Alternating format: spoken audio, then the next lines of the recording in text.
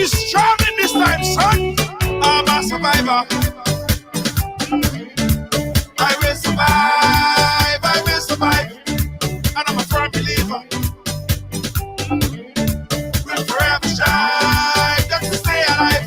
That simple means say, nobody can hold me, man. Nobody can change my energy. Nobody can turn me sick.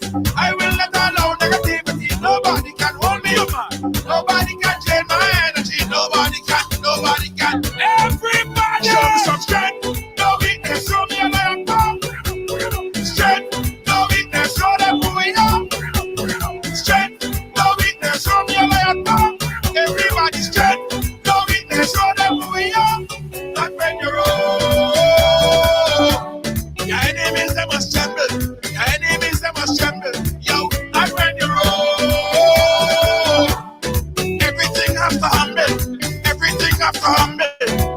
I'm a go-getter. I just go high.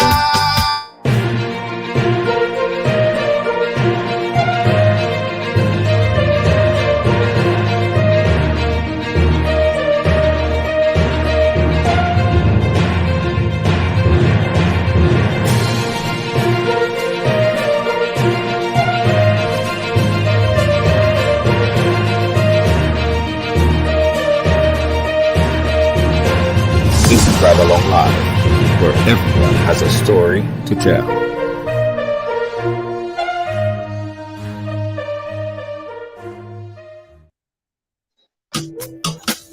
You gotta be firm in this time, son. You gotta be strong in this time, son. I'm a survivor. Hey, what's up? Welcome to the ride, As you come in, just share the thing. Just say, I share. And welcome to Monday. Welcome to Monday on the ride, guys. Welcome to Monday on the ride. As you come in, just share the program and say, I share. Hey, Sugar Bear Beg. How you doing? Big up yourself. Diane Winter Funday. How you doing, Funday?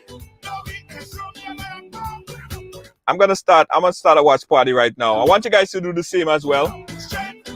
Hey, Kellyanne Charles, big up yourself. Blessed night to you. Everybody share the program and say, I share. That's how we're doing it today. Share the program and say, I share. And I go big you up. Let me start a watch party right now. Hey, Spiceman St. Paul, big up yourself. How you doing? Watch party time over here. Boom, booyah. Yeah, here we go. How you guys doing? I share. Patricia Cornwall.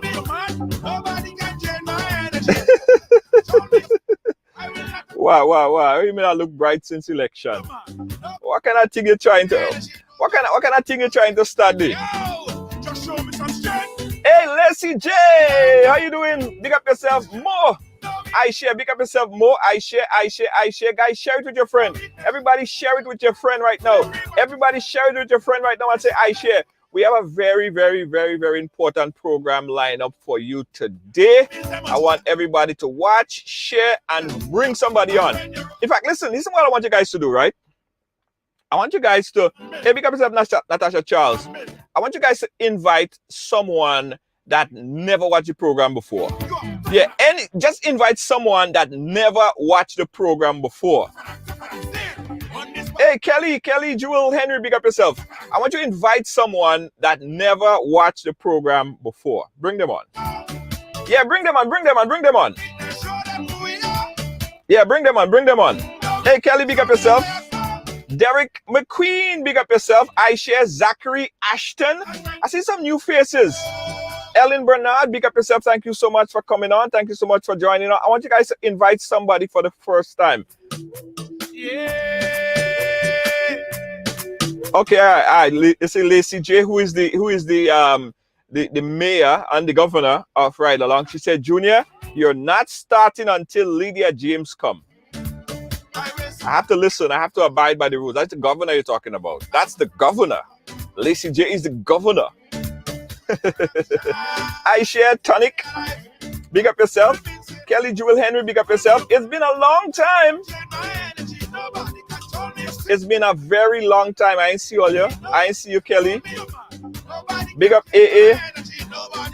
Double A Grenada team. Is it AA or is it double A? Yeah. Listen, guys. Hey, Diana, big up yourself. Listen, everybody, listen. We are slowly approaching the end of the year. Believe it or not, the year just started, but it's almost about to end. We're in November right now, right? I know a lot of people just waiting for 2020 to just go because everybody's saying 2020 was a waste year. 2020 was just a waste year, everybody's saying. But if you are happy to be alive right now in this pandemic atmosphere, I want everybody to press that love. If you are happy to be alive in this pandemic atmosphere right now, I want everybody to press love. Press love. If you're happy to be alive in this pandemic year, I want you guys to press love. Press love. Everybody, just let the love fly. Because in March, I know a lot of us was saying, but I don't know if I'm going to make it to May, you know. I don't know if I'm going to make it to July, you know. But look, we're in November and we're here. 2020 is Diana Winterfront, they said 2020 was not a waste year. You know, you're so right, Diana. You're so right. You are so absolutely right.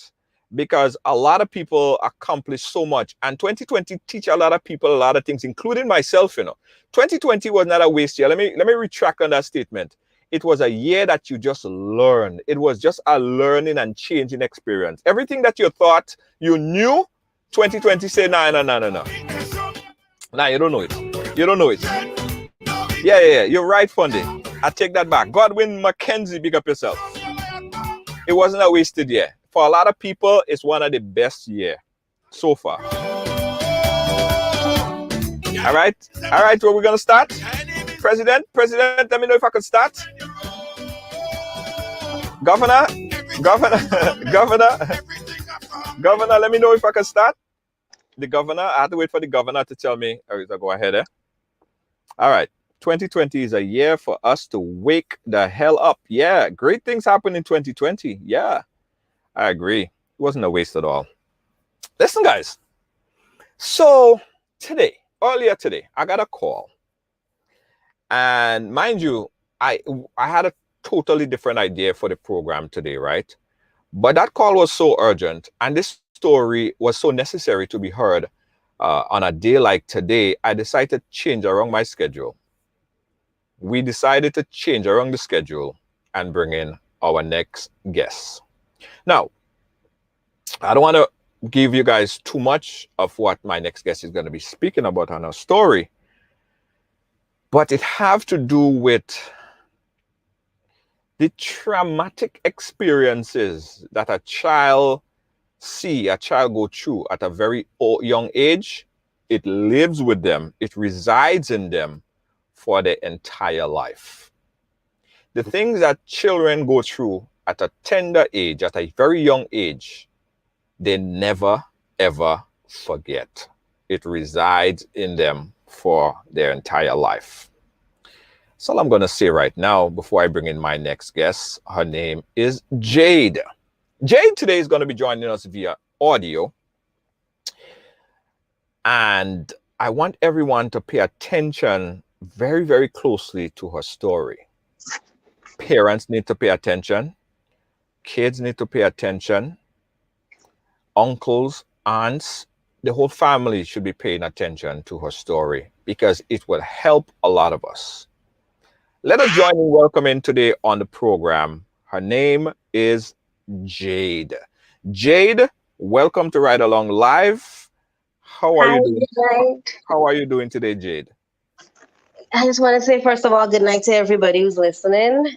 I'm a bit shaky. I'm going to be very honest. I'm a bit shaky, but I'm willing to just get everything off my chest and, just say what I have to say, just for peace, just to move forward.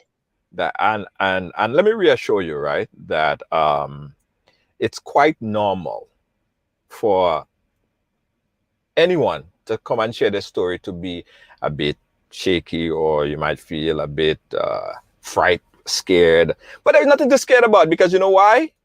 You're just talking to me and friends. You're amongst friends. You are amongst friends. And your story today will change the perception and will change a lot of people's lives. And look at it from that point of view, right? Mhm. Look at it from that point of view. So just take a deep breath, and you're amongst friends. All of us. Lacey J, Deanna Winter Funde, Lloyd JJ, Yolan Thomas, everybody. We're just Deborah, James Roberts. All are just friends. And we're here to be strengthened by your remarkable story. So let us start from the beginning, right? Mm. Tell us a little bit about yourself. All right. Well, I am 27 years of age. Uh-huh. Um, I would like to call myself an entrepreneur. I have my little rough moments. I have my moments where I could be stubborn, but I'm a very trying person. And the thing is, I think a lot of people have like this wrong image of me in their head. Right. I wouldn't say it's a wrong image, because I'm a person I tend to return your energy. So if you give me a bad vibes, that's the energy I'm going to return to you. So it's how you treat me is how I treat you. Right. Right. But I just want people to know, like, I'm not a bad person, and I think everybody have a story. So certain things I'm dealing with, and people don't understand because I don't open up. So I want people to know, like, why Jade is the way she is.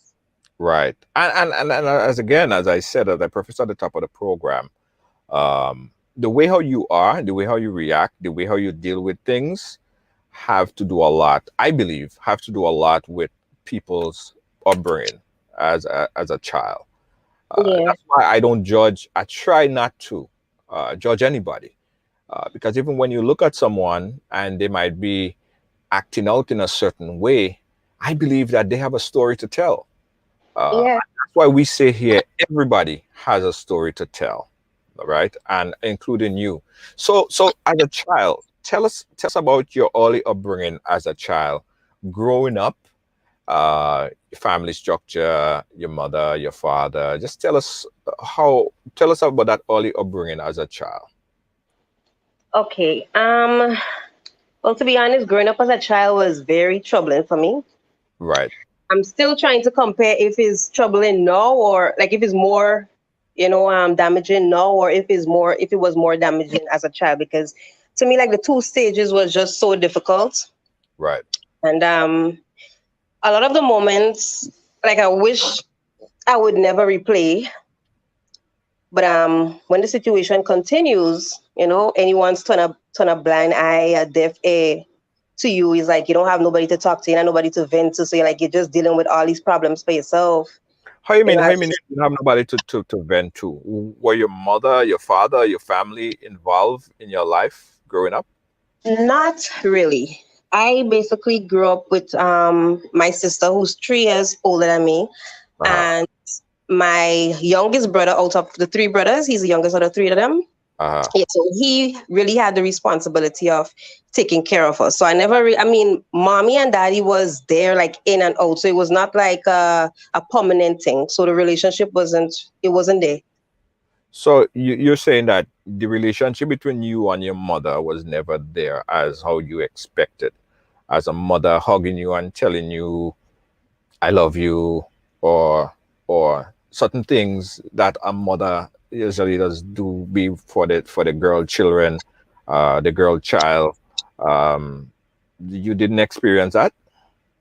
Nope, I didn't get to experience that. I mean, I don't know if to her, like, she believed that she was showing us love or anything, but I personally did not experience that. And And what do you think? Why do you think that was? Was it you were considered like a black sheep? You wasn't loved because of some specific reason? Why did you think that you wasn't treated with that love and admiration? Well, the strangest thing is that I would like to say I would feel like a black sheep, but then I would be being selfish if I say that, because it's like it's five of us, right? She have five kids. Okay. And every single one of us have a story to tell. The others, like my oldest brother, he, to me personally, is mentally damaged, and he might not believe it, but he is mentally damaged because he does act out like he don't speak to her, he don't want to hear her name, he don't want to be around her. He constantly says that is not his mother, Ah. you know. So I think it's like every one of us, just that we deal with it different. But what was it about your mother that made you and all your siblings not get that, or don't feel that love towards her? What did she do specifically, or did she do anything specifically that brought you to that conclusion? She did a lot of things. And in the early stages, what it really was, it was her not being there. Okay. That was a problem in the early stages. And then when we did get the opportunity, to be with her, it's like we regret it. Like all of us really regret it because like she just showed us that she I don't know if she wasn't ready to be a mother at that point in time. I don't want to like damage her character or anything, but I felt like she just didn't know how to be a mother. She just left us, and it's like she thought like, okay, when she travel, like when she sends stuff for us, and that is love. But I can't see that's not love. You was never there when I graduated. You was never there to show me how to use a sanitary napkin. You was never there for nothing. Okay, so at some point in time, I don't want to get too far ahead of the story, but some point in time, your mom left you and your siblings in Grenada, and she traveled to the United States, Yeah. right? How did that affect you at that time when she left? That was the worst. That was the worst. That was the worst part of me. I think that's when I felt like that was the first stages of me breaking down. Uh-huh. Because even while she was in Grenada, we never lived with her. Like she would rent a different apartment for us and she would stay with her boyfriend at the moment. Uh-huh. And well, what I understood as I grew older, and she even said it, is that the reason why we couldn't come and live with her is because he didn't want children. So I was like, that don't even make sense. I mean, he has kids which we got to meet, but I mean, why would you want to be with a man that only wants you and not your children and he knows you have kids? So you felt at that time that she neglected you for the person that she was with at the time. Yes. Yes. Did you ever talk to her and say, "Mom, like I'm your daughter, that's your kids. How could you leave us for another person? How could you push us aside for another man?" Have you ever spoken to her or tried to find out why she made that decision? Yes, there was numerous times, like not as a kid, because when I was young, I didn't really understand. Every moment I got to spend with her, I was so happy for that. So like I didn't really thinking about whatever. But as I got older, I had so much questions, so much, and it's like she can't really give me any good answer. Like to me, it's like she holding back stuff because even when I questioned my dad, he would tell me different side of the story. So it's like somebody's lying, and I just couldn't get it from them. Right. When a parent travel, guys, you're watching Ridealong Live, and we're speaking here to Jade, and Jade definitely has a story to tell. So I hope you guys following. Right, we're taking it kind of slow. I hope you guys following.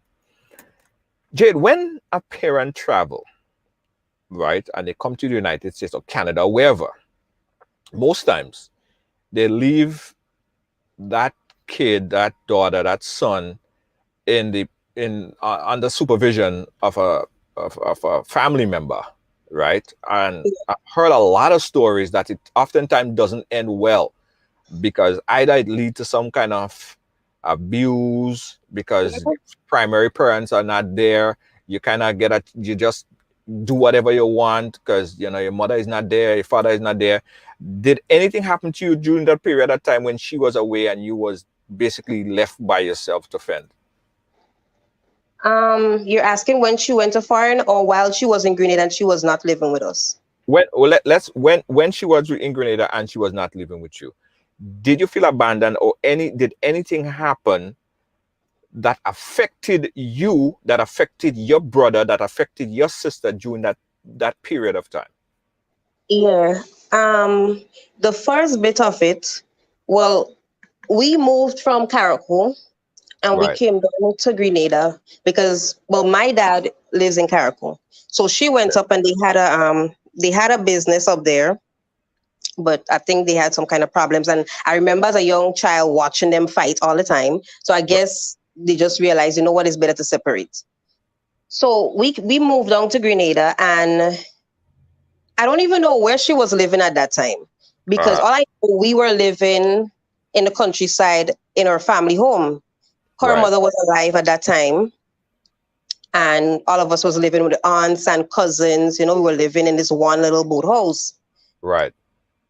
And then after Mama passed away, like sometimes mommy would come up, she would spend a little time with us, or we would come down. I don't even self remember where we used to go. I don't remember who she was dating at that time.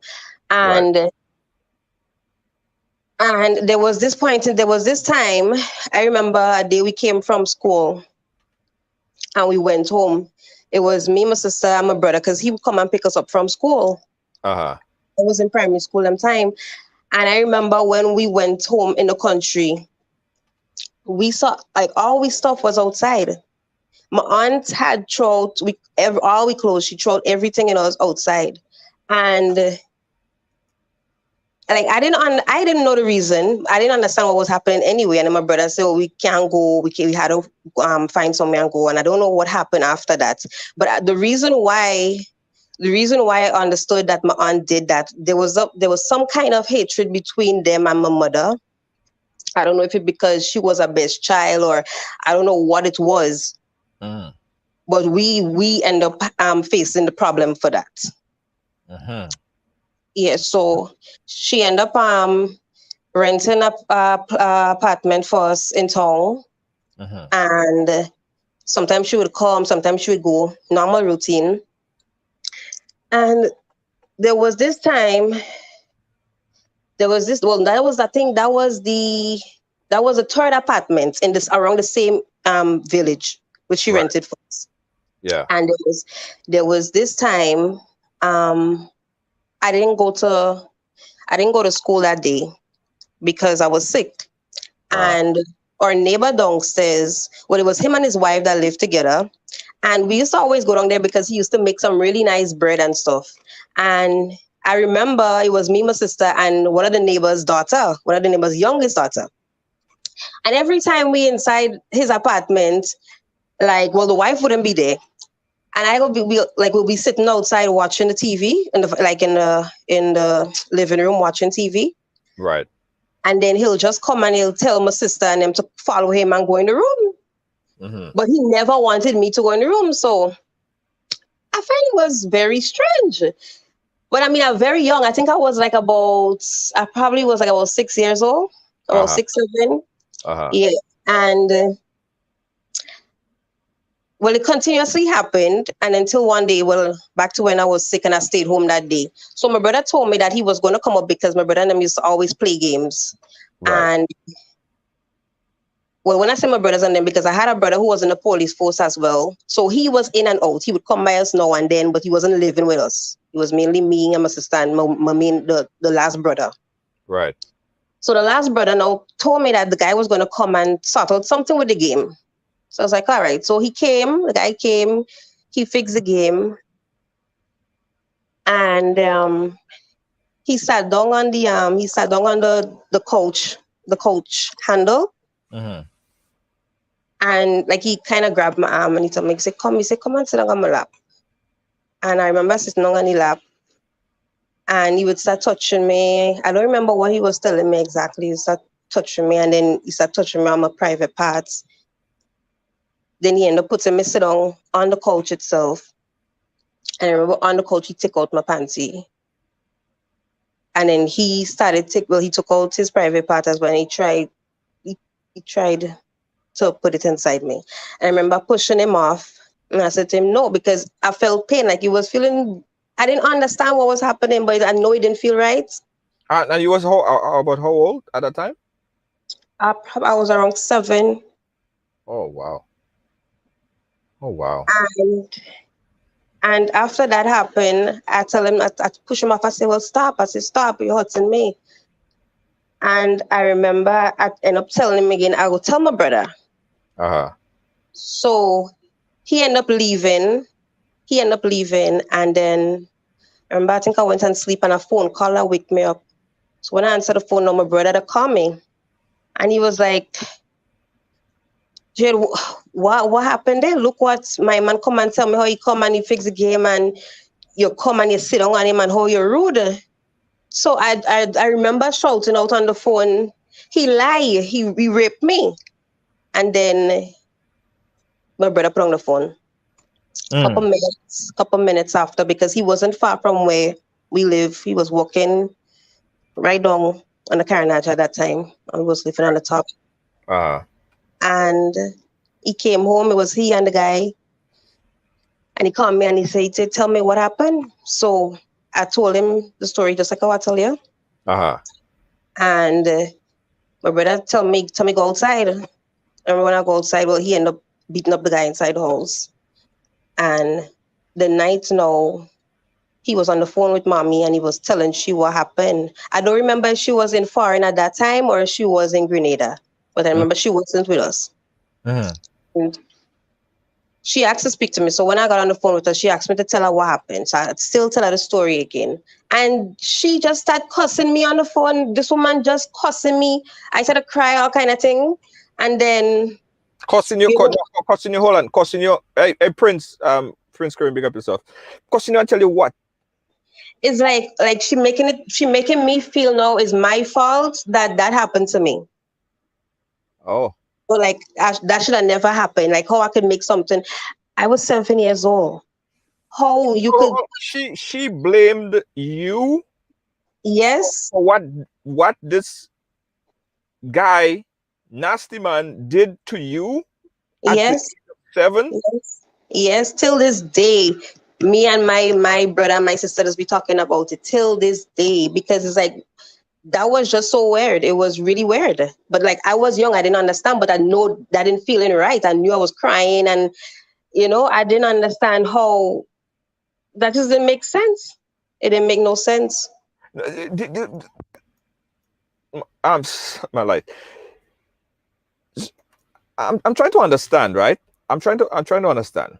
This guy forced himself on you. You explained it to your mother, and guy, we don't know the mother's story, why she reacted like that. But based on what you're saying, what you're telling us here, instead of the mother get outraged and upset and furious about it and go on and find out from this guy or go and call the police or file some kind of action against this guy for taking advantage of a 7-year-old daughter, she got upset at you, blaming you for what had transpired. Yeah, police was not even involved. Oh, wow. Yep. Okay. I know my brother wanted to kill him. I know that. That is what I know for a fact. But police never got involved. I guess as much you just say leave it like that. Because it was whatever she said. My brother was a teenager at that time, taking care of 2 young girls. Me being 7 and my sister about 10 years old.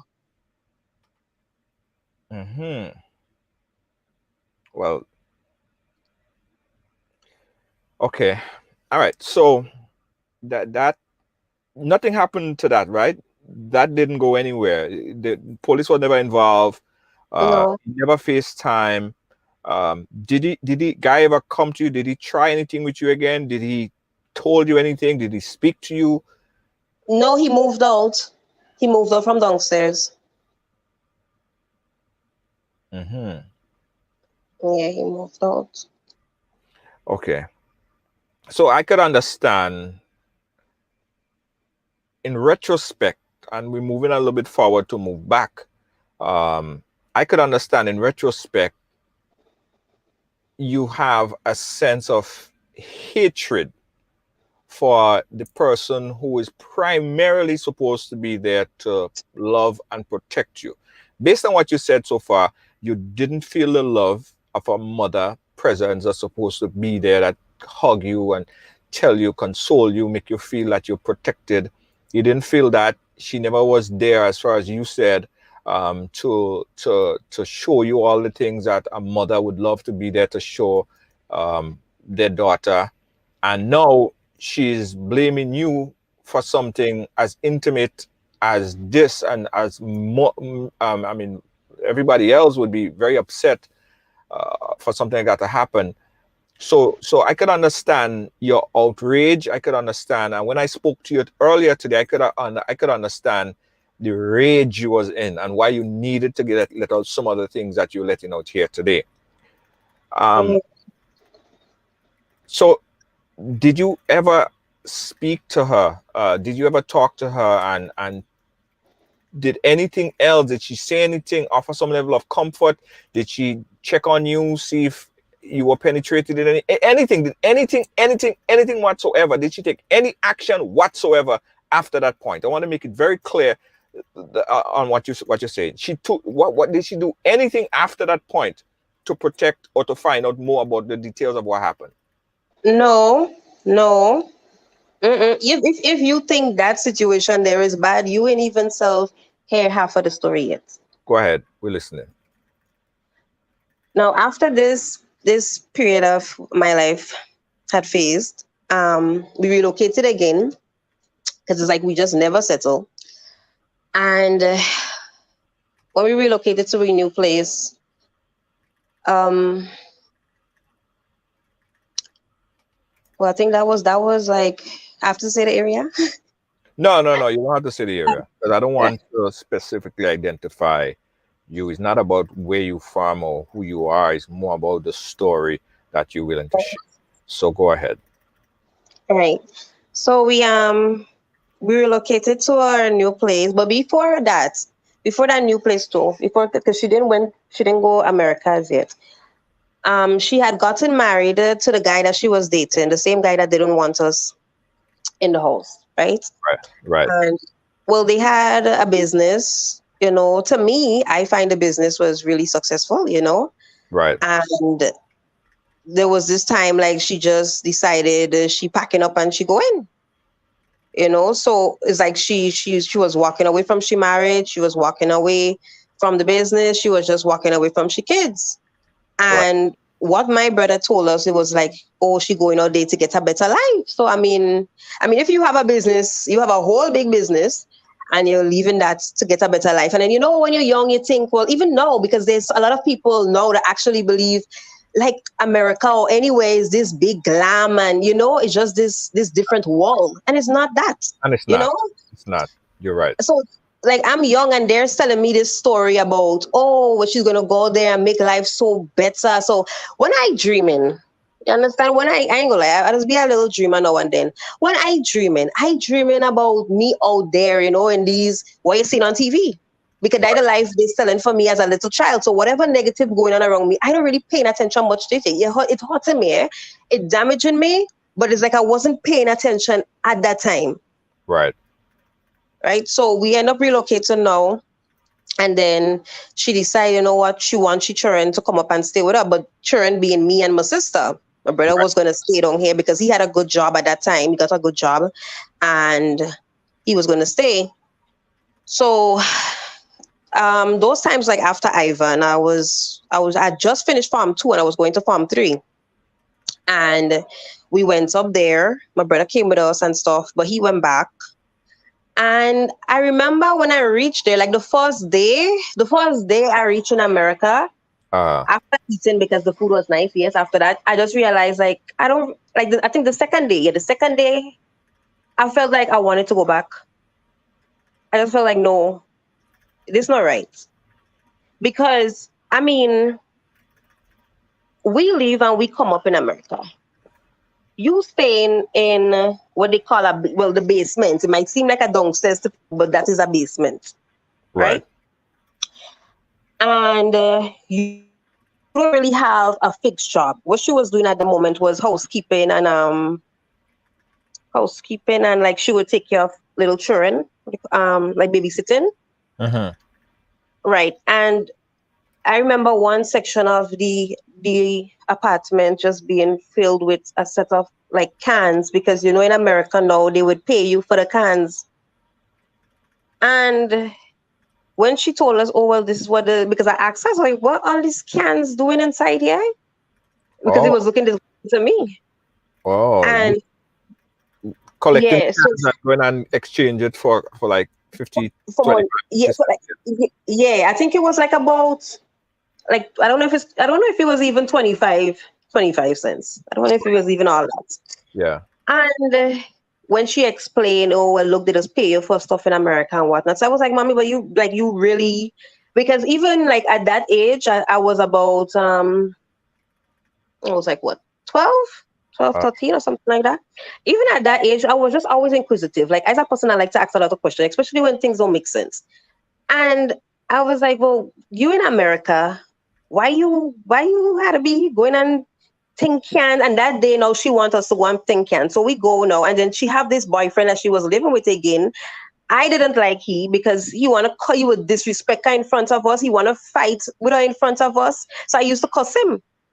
right. And she'd always say, oh, have respect. And I was like, the guy disrespecting your mommy. So we used to go on and be put in these cans thing, and I used to feel so embarrassed. So I used to just sit down in the car, and then she would tell me, "Oh, you're not proud of what your mommy doing, and this is what it had to do to take care of all them barrels with them stuff." Like she keep reminding me of the stuff that she do. And I'm like, I said, "Mommy, like I can't believe," and I used to always say that, like, I can't believe you come out in America and this is what you're doing, you know? Well, in And defense for people who does collect cans, it's an honest dollar. At least they're not stealing, they're not robbing, they're not shooting. They're making an honest dollar. It might look wrong as okay, well, it's not a lot of money, but people does it. People do it. They make a little change from it. So I don't want to totally look down on people who does that. no, I They don't, make because an see, honest at dollar. that age, Yeah. sorry, at that age, that's what it seemed like to me. But no, I am older. I have a proper understanding. Like I respect people because I've been in business and I used to have to collect my empty bottles too. I used to walk around and pick a bottle. So I understand it as I grow. But at that age, I wasn't accepting it. Yeah, yeah, exactly. Yeah, and I just want to clarify that that whatever you do, it's an honest dollar. It's not anything that it's an honest dollar. It's an honest dollar Yes. that she's making, so it's fine. I remember my first job. I went to work at a shoe store, and the guy gave me a broom and say, "Go sweep the front of the pavement." And I was like, "Oh," but again, it's an honest dollar. But I want to get to the Right. I want to get to um understand that neglect, right? That you felt. You might be seeing it as it's a major neglect.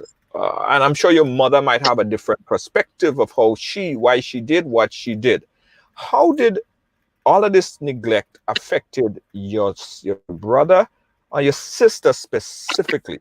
How did it affected her and how she grew up and what she became today in life? Um, I personally believe like the life she living now is not really the life like she should be living. I think it's like a forced life because she's stuck. Like she's stuck in a situation where it's like she can't really do much because she's not even, straight at this moment, and it's like she just stuck. So Right, she turned to Christianity because of a lot of things that happened while we were growing up, and that damaged her. That damaged her a lot. So I mean, I respect her. I'm not that, into religion as she is, but I right, respect her, you know, and I right, understand the reason why she is like that because it hurts me. I look at my sister and I'm like, I just be asking myself, and everybody does even believe I'm the bigger one since we was younger because I used to always be my sister keeper, right, and it's like now that I'm not even there, I just feel like it's like 10 years now I ain't see my sister. 10 right. years now. And that just hurt me so bad. We just always talk, we cry when I can't take it again. I just not talk to she. And it's not that I don't want to talk to her, but every time I speak to her, it's like so much memories just keep coming back. And I know she broken and I just want to hug her and just tell her I love her, you know? Right. Because she got it really bad. My life was messed up, yes, but my sister life, no, no, a lot of things How shouldn't how happen. did how did you and going through that period, right? How did the lack of love that you said that you didn't get at an early age affected the decision you make in terms of finding someone love or just living your life? How did it did it alter your life, or what did you do? What did you end up doing? What happened? Oh, well, to be honest, when it comes to love life, I don't really think I have one. I just try. I would love to, but Right. it's like I won't want to say I have a hatred for men, but it's true certain things, like especially with me being in that situation when I was younger there with the guy, that was part of it. And also looking at how men would treat my mother and how she accepted it. So it's like I always have this type of energy, this kind of bad feeling with when it comes to men. It's like I always believe that, you know what, eventually they're gonna be like that. And Right. that is my problem, because it's like I was just judging everybody. So even if a good guy comes, like to me, it's like I'm a type of person I would be in a relationship and I would wake up tomorrow and be like, I don't want to be with you. That's how cold I am. And did you ever cultivate relationship, or a relationship, or anything that was fruitful, marriage, or anything that would have, make you create, Well, or push you to the point where you create your family, or looking forward to creating a life for yourself? well, I don't have kids, and I was never interested in kids at that point in time because I just felt like there is no sense in going and have a child, and I wasn't stable, and I wasn't sure on the person that I was dealing with. I know, I had good relationships. I had some that I personally believe would have turned out successful. Some of them I know I was the problem. Some of them the guys were the problem, but I think it has a lot to do with me and the fact that I wasn't really ready for this settling. I wasn't ready for this settling thing. Right. Guys, we have a lot to talk about, right? And I want to get into a point of her life story that really showed what the absence of love could do to a child. And I'm going to also open up the phone line shortly to get your calls as well. Still a lot to be said when we come back. You're watching Right Along Live. Don't move. We'll be right back. A message. A message by the Grenada Distillers Limited. You want a hand sanitizer to do 3 things: kill germs, be gentle, and to go where you go. You can get all of that in our hand sanitizer. Hard on germs, gentle on hands, affordable. Remember, hand sanitizers contain alcohol. Keep away from heat and flames and avoid contact with eyes. Available at retailers island-wide.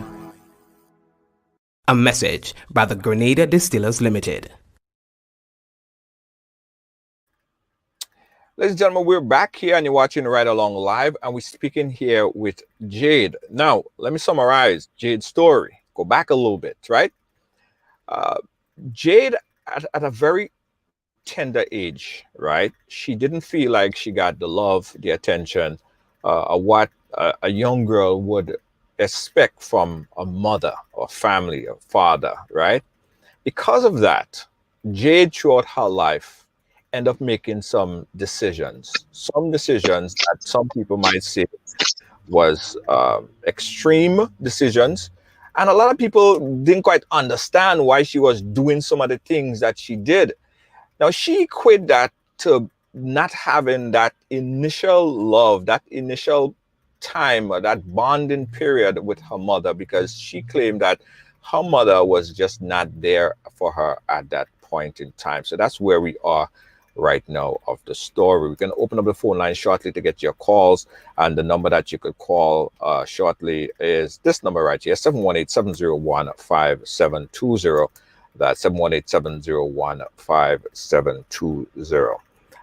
Jade, I want to talk about some of the decisions that you have made during your life that you may not be so proud of, but you think that it's because of what the lack thereof of that attention that you were seeking from your family. Talk to us about some of the decisions, some of the things that you end up finding yourself getting involved in because of that lack.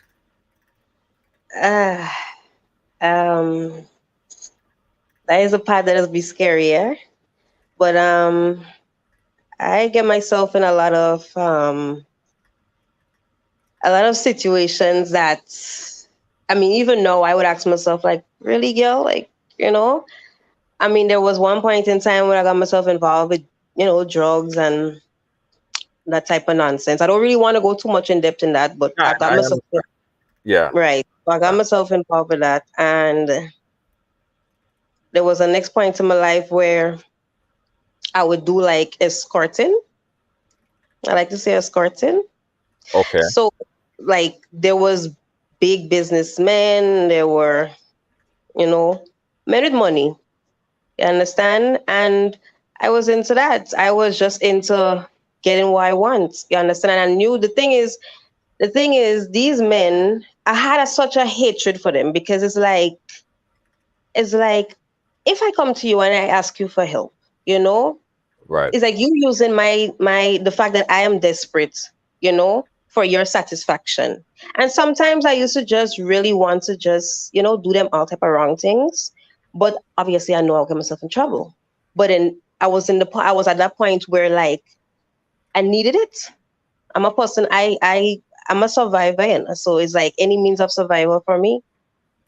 So did you do it to please your urge for love, your need for that sexual or well, that sexual urge? You did it for the financial need.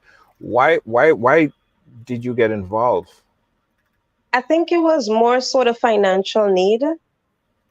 And some of the situations were love. Some of it were love. Like I did stuff, because I really love that person or whatnot. But then I didn't realize that that was just me being used, because I was this person, like, I would just do anything, And so I'm a type of daredevil. So it's like I don't really think about the consequences, Mm. you know. I always feel like, where's the point? Like, why am I living? What am I living for? I always have this type of thing in my head, like, what am I living for? Maybe that's the reason, like, one of the reasons I'm scared. I'm not scared, but I just don't really want to make a kid because it's like, I'm a person, like, anything could play. So it's like, I don't want to have a child and then I don't leave that child behind. Right. Anything could play. A lot of people, when you say escort, a lot of people shake their head and you'll be like, escort where?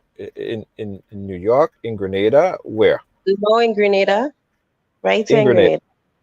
In Grenada. Yeah. And that might be news to a lot of people. No, we don't want to get too deep into it, but it's interesting that it does happen. And did you look at this at any point in time and wanted to just stop yourself, like, yo, this is exactly what I'm not supposed to like or be a part of, but here am I in the middle of this, just being in something that I don't want to be a part of. Did you ever Yeah, there look was times. inside of yourself in the mirror and just think, like, why am I involved in this? Yep, all the time. I used to ask myself, like you, like, you're not seeing yourself. Like, I know people are always compliment me on my looks and whatnot. I know what I see into, and I know what they seeing. But when your mind is focused on certain things, is like you can't really, like, your self-esteem just kind of drop in a sense, because you're so damaged. You're trying to put your pieces back together, and it's like you're fighting to survive again. You don't have nobody around you. It's just you. It's be tough. It has be real tough. It's be real tough. You understand? And to me, it's like I used to live a life. It's like the streets come my home. The streets come home now. I never in my whole entire life growing up wanted the streets to be my home, and eventually the streets became my home.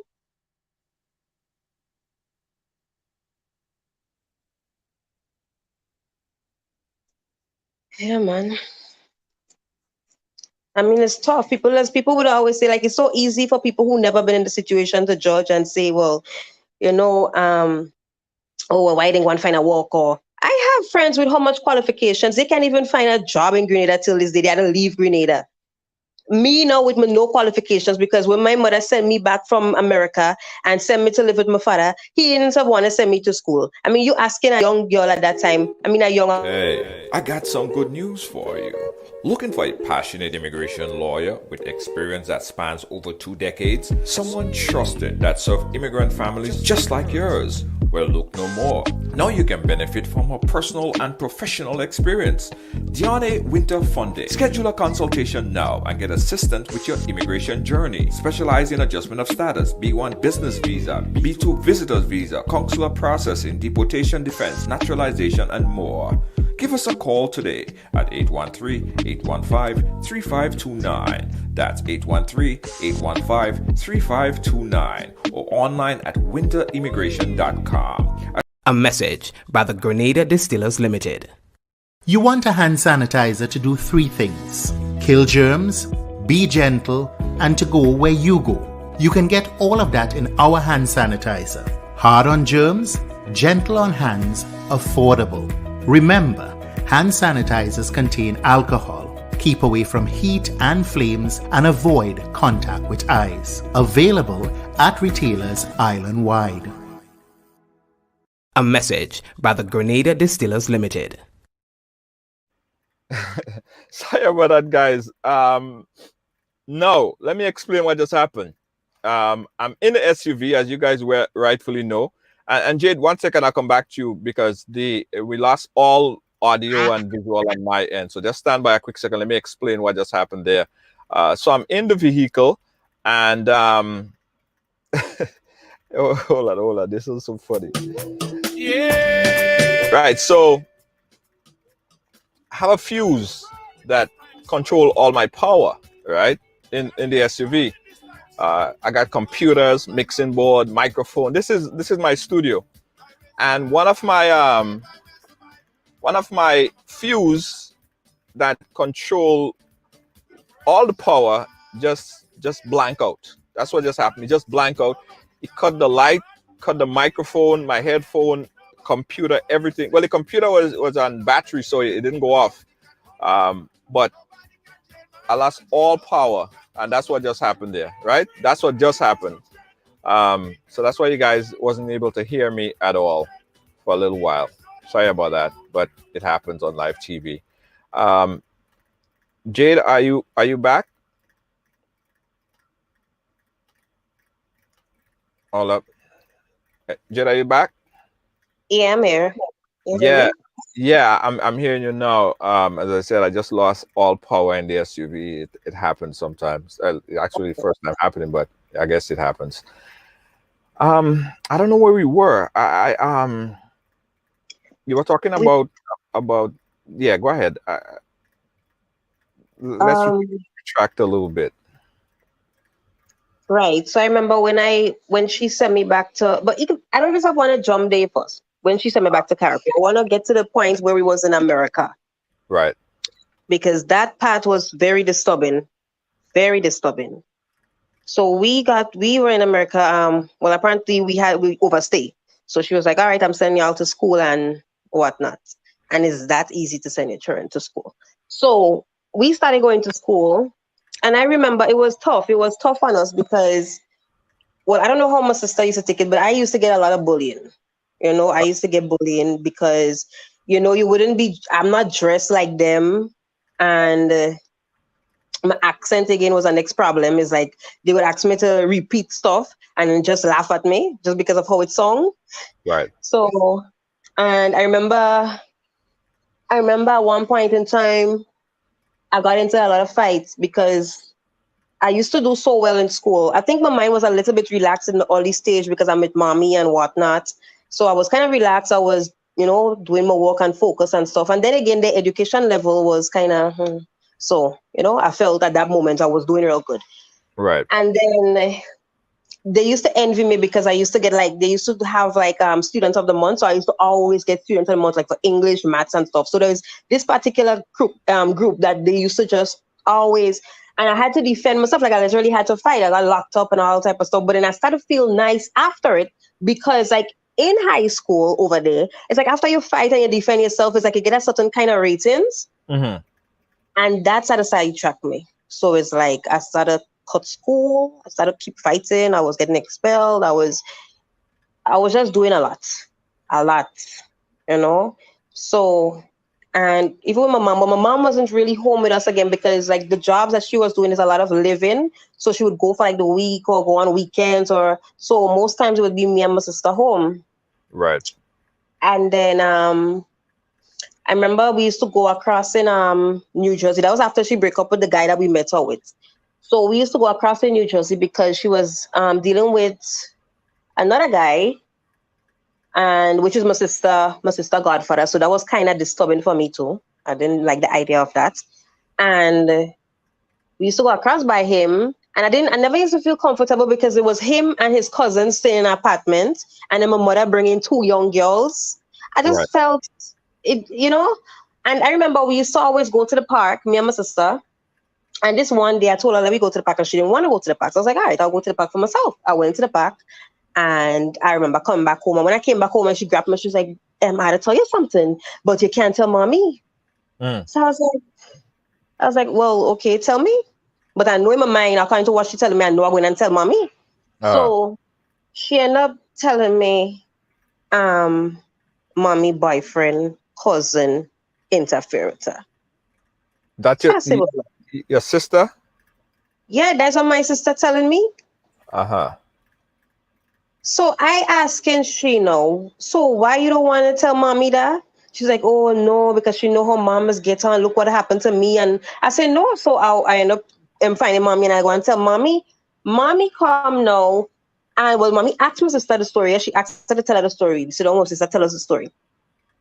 After she tell us the story, mommy turn and tell my sister no, oh look, you're lying, and that's your habit, and how she should have chore when she had the chance to chore. Oh. That part there, me and my sister grow with that part in we head, especially my sister. Oh. And nothing come out of that, no police, nothing. That was just it. So in essence, she reacted to what happened to your sister the same way how she Same way. reacted to what happened with you. Same way. Same way.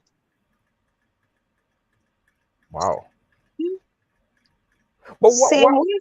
from you, why? And I know when we spoke earlier, my analogy was that maybe, possibly, that your mother, and I'm sure she do, your mother have a story to tell. It might be that your mother had or went through some situation in her life, and I'm just suspecting here. I don't know her story, right? Right, yeah. That she been through some situation that made her that rigid type of person. She have a story to tell. Have you ever sat with her and tried to say, as a big woman now, 20 something years old, like, mom, like, why when it happened to me, you never came to my rescue?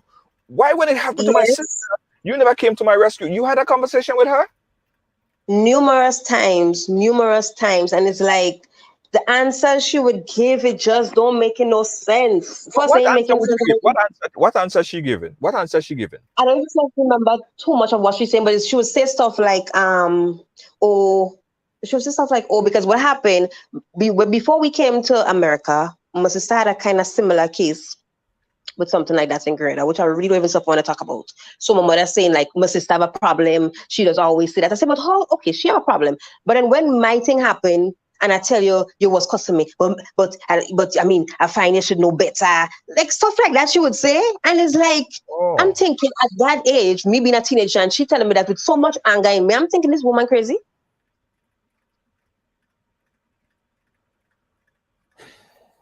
I just find that is madness. I find personally, and it's like at this age now, like I sit down because it have times like, okay, we can't stay together. No matter what, we just can't live together. Right. Understand? Like, and it have times it's like I will try to talk to her, and saying, I'll be like, mom, like, what really, what really why you had to go through some of them things, and like why you never really think to yourself like you neglect us, like you just wasn't there. You understand? And it's like she would say stuff like, oh well, all your big no, and it's like she don't expect us to think about it, and she'd make it seem like that's not she problem. Like she just fine, we should move on. She never took the responsibility up to this day that you are No. grown, that you are a big woman. She's still not coming to the realization. She's still not coming to the realization that it affected you, it's affecting you, and it will continue to affect you. She never came to you and told you No. what you understand. She never shared her story with you. No, she never shared. Like I can remember her sitting down and say, well, okay, this is the situation and this is why mommy had to do that. Or it's like she always just like mommy had to try to get a better life for all you. And but the better life that you trying to talk about is like you're leaving us behind. You don't care about us. It's like you're putting the men in front of us and you're making it so obvious. You're making it so obvious that you're putting the men in front of us. And Jade, then have you ever consider counseling? all the time. I just consider it all the time. It didn't have who I try to talk to. And it's like, to me, it's like sometimes I just like, oh no, I get so isolated. I don't be people really think I'm friendly. And I would really like to be as friendly as they believe I'm friendly, but I'm not that friendly. Like I don't want to tell myself like I'm done with people. But it's like true, everybody just, or it seems to me like everybody that coming towards me is just, just trying to harm me. It's like, because like I say, I never really get a love. I never get from my mother, I never get from my father. In the early stages that I was enjoying my father because he used to come down and take me from school and bring me to get like a candy. So when you're young, you like them kind of thing. Right. But it's when I get to live with him, I was like, we was good in the starting, and then things just started to go left. Everything just started to crush. So it's like I just lose both my parents. In retrospect, right? And when I spoke to you earlier today, I know that we needed to have this conversation because I needed you to tell your story, vent a little bit, just let it out, because I know that there's a lot of people, a lot of young girls, a lot of young men who from the Caribbean went through almost the same thing that you went through, right? So I think it was important, and it still is important, because people are watching and they were like, yeah, I could relate. That happened to me. It's something similar happened to me as well. That's the reason why I chose to tell the story. I chose to just put aside my pride, whatever people think about me after. I don't really concern about that part, because I know, and I'm seeing it every single day, I know of youths that is going through the same thing. And it would continue, because parents nowadays is like they feel like it's not their duty to do what they're supposed to do. Like the kid's supposed to beg them. Your kid is not supposed to beg you to take up your responsibility as a parent. And you should never make your kid feel neglected. You understand? That is you. That's a part of you. Like, how could you just walk away from that? And I feel like my mother, 5 of us, all of us, so. You say 1 or 2, all your children. And I was so upset because I ended up coming like the black sheep, because I was the one who always speaking out. Like I keep telling them, like, oh, you don't see what all your mother doing? And it's like they couldn't see. They couldn't see, They were so blind. And then, because the thing is, I won't lie, my mother is a charming woman. She has a good spirit. You understand? I really do love my mother. I love her. No matter what happened, I love her. And I wish that she could just accept that, listen. But it's like she not getting that. She not. I wish she listening. No, because I know she just not getting that. All your children can have a problem with you. It's not to say 1 or 2. Everybody have a problem. Your biggest son don't even want to see on a slice of bread. That is a problem.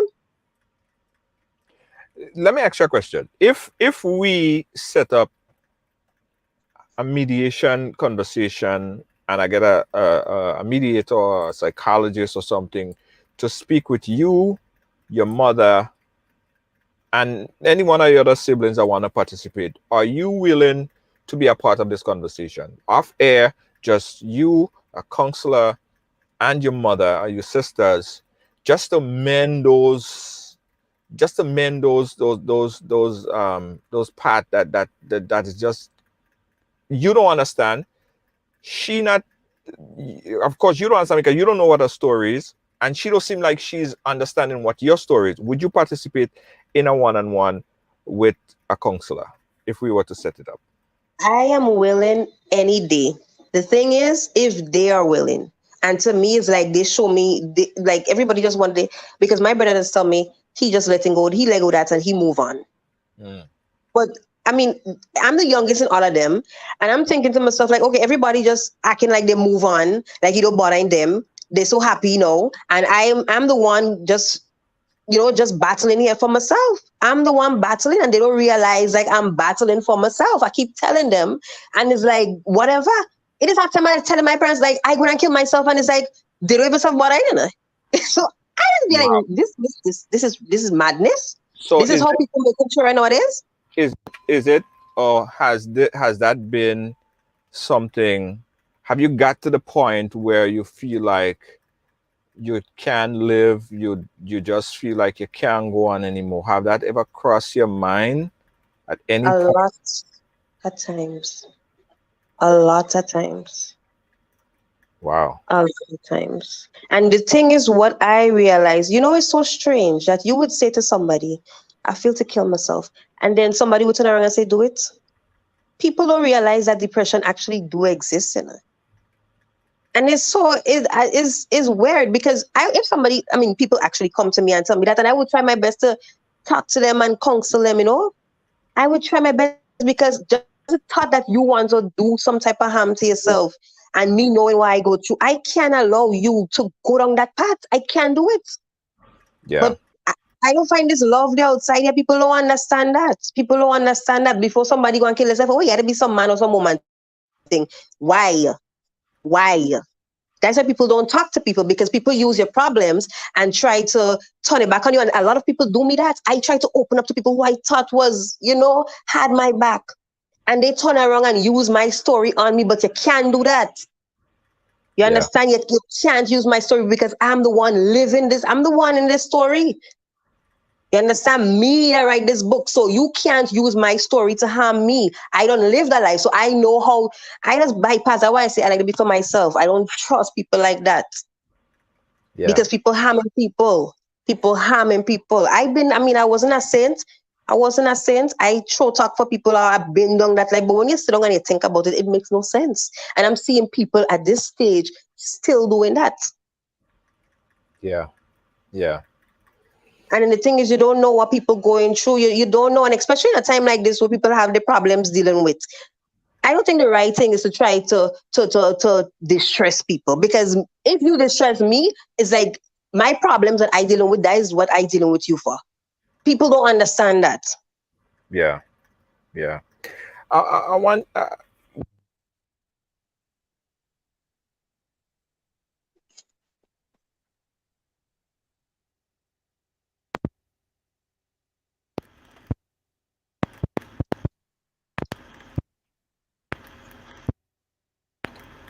Yeah, guys, we're still having a bit of a audio visual problem right here. So, I want you to close it up for me. You say you write in this book. It's your story.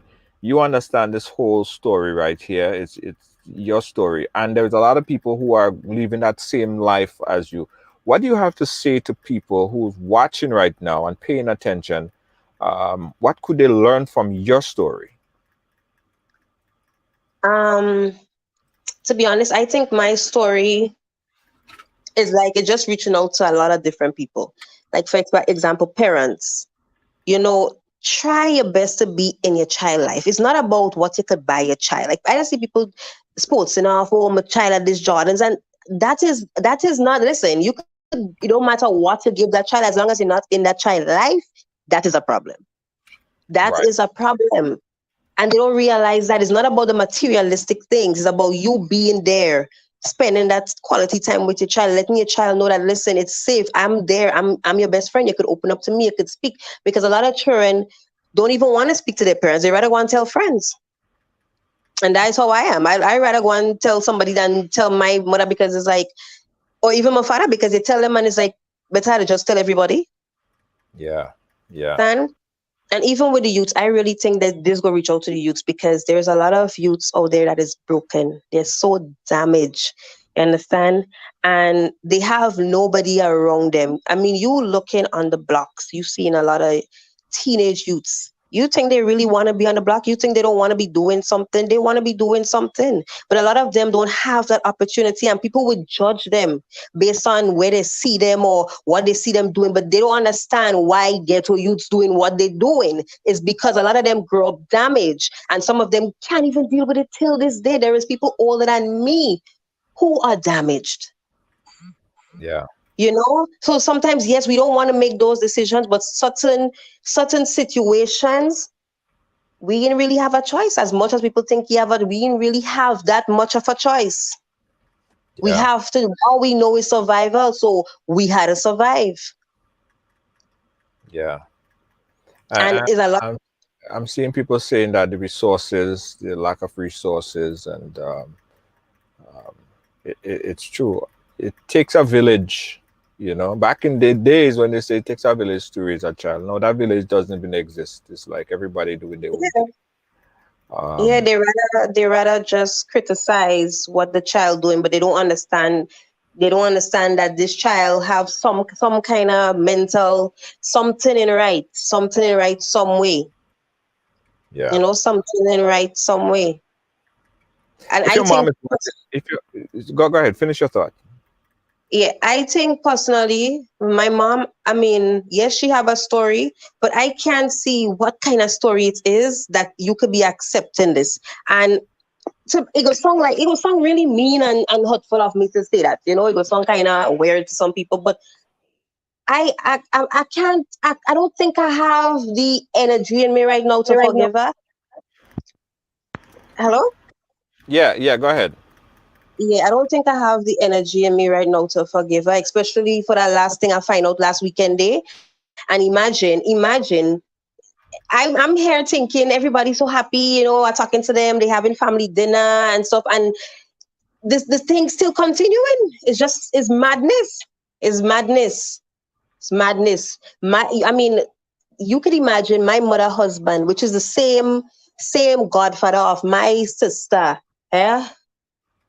I'm sorry, sister, but I can't hold this. I can't hold it. I mean, you could imagine you have your husband having sex with your child. Eh? You have your husband having sex with my sister as a big woman, so I can't see what she could tell me. And I can't see how everybody else have an understanding or some kind of assumption in their head that going on, and nobody knows saying nothing. Everybody just kept that away from me. Nobody know do nothing. That don't make any sense. That part of it, that is absolutely how. That is not natural. That is not natural. That is something wrong somewhere. Something wrong somewhere, man. And this is like a generational kind of curse that I don't want to take me. Right. Well, listen what we're going to do. If you are willing, we have someone that we work with in-house here at Ridealong that could speak with you, counsel, and see how they could help. And if your family member will to participate in the discussion, we'll have them. It will be off air. It will be family just talking and seeing how they could mend those bonds between mutually between everybody, and see how they could hopefully get a positive outcome out of it. But Jade, listen, I thank you so much for sharing your story here. There are and will be a lot of people who wants to get in touch with you. If you are that person and you need any strength, I want you to contact Ridealong. I will put you in touch with Jade. So she could assist you in any way, or folks that are going through it and have questions, Jade will be able to assist. Jade, thank you so much for sharing your story here on Ridealong. And again, we're going to be monitoring and helping and assisting you in any way possible, starting with the counselor that we promised to have contact you, so you guys can take it from there. All right? Definitely. Thank you very much. And thank you for everyone who listened. And I hope at least, I make an impact on somebody's life. Somebody. Absolutely. I really think so. Thanks again, Jade. Appreciate you. You gotta be strong in this time, son. I'm a survivor. I will survive. Ridealong Live. Thank you guys for watching and being a part of our program today. As we say, everybody have a story to tell, right? And we believe everybody have a story to tell, including the mother. You know, I don't know the mother. And again, that is the daughter's side of the story. The mother, I'm sure, has a story to tell. And probably she will share it one day. Probably it won't be public. Probably is a conversation that she will have with her daughters, whether now or a little bit later in her life. But she's probably just not ready to share that story. But I want one thing I want everybody to take away from this, right? Listen to your children. Pay attention to your children. Pay attention to their behavior. Their behavior might change. The behavioral pattern might change. You have to understand your kids in that way that you know that something ain't right. Like with me, like my mom, like even I'm as old as I am. If my mom called me and I say a kind of word in a kind of way, she's over concerned. She even way she's and come and meet me where I am because she know that something ain't right with me. Because she understands me so much. You know, we all need to pay attention to our children. It's very, very, very, very important. Listen, if your kids come to you with anything like that, as she expressed, where she's saying that someone touch her in a bad way. First of all, you should be talking to your kids at a very young age about good touch, bad touch. Yeah, they should know and understand about good touch, bad touch, and people shouldn't touch you in them kind of way. But boy, child, and girl children, everybody, you should have that conversation with them.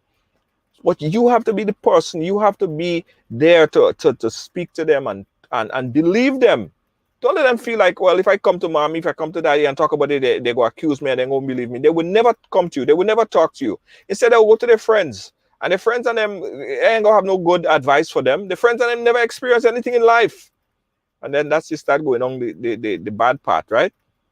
So, if it's one takeaway I'll have from the show today, listen to your children. Pay attention to their behavior, right?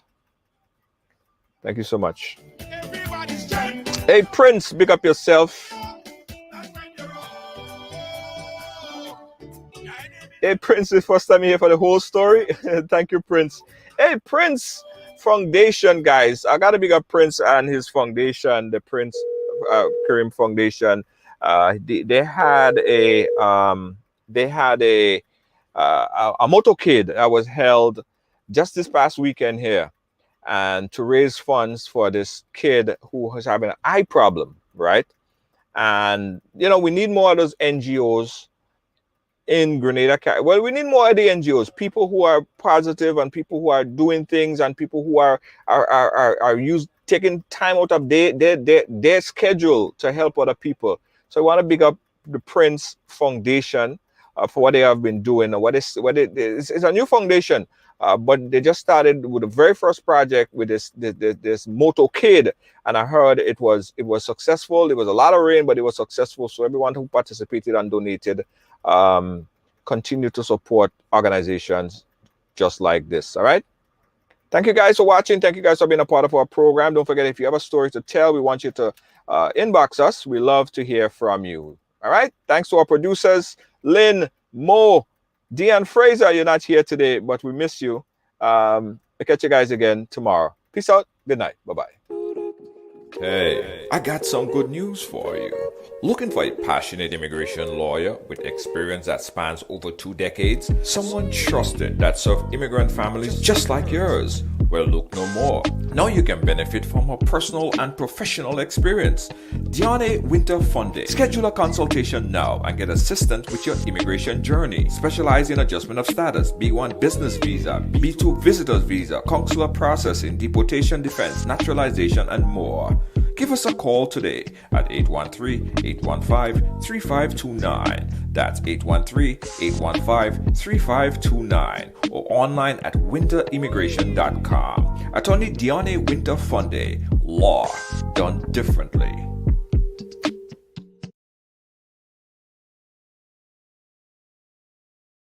The cook. or want something a little different? That's when you call Tasties. Preparing meals that you really love. Tasties, our mouth-watering food, would have you coming back every day. But hold on, we only prepare meals Monday, Wednesday, and Friday for now. Call early because we have a lot to serve and we would love to serve you. Tasties, we prepare the meals you love to eat. From macaroni pie to baked chicken, provision dumpling and saltfish, stewed chicken, curry chicken, baked chicken, rice and peas, salads, and more. Please call for daily menu. Call 425-0624 or 403-0411. You can pick up your meals from us or we deliver to you.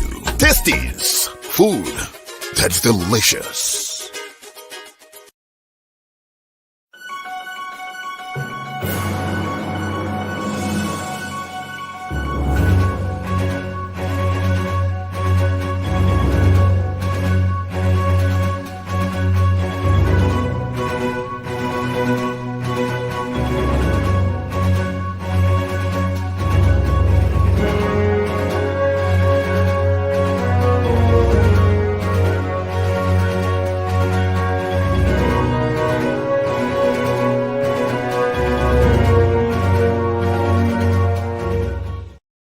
A message by the Grenada Distillers Limited.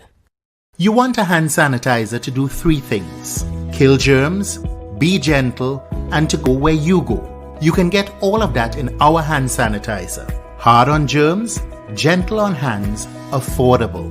Remember, hand sanitizers contain alcohol. Keep away from heat and flames and avoid contact with eyes. Available at retailers island-wide. A message by the Grenada Distillers Limited.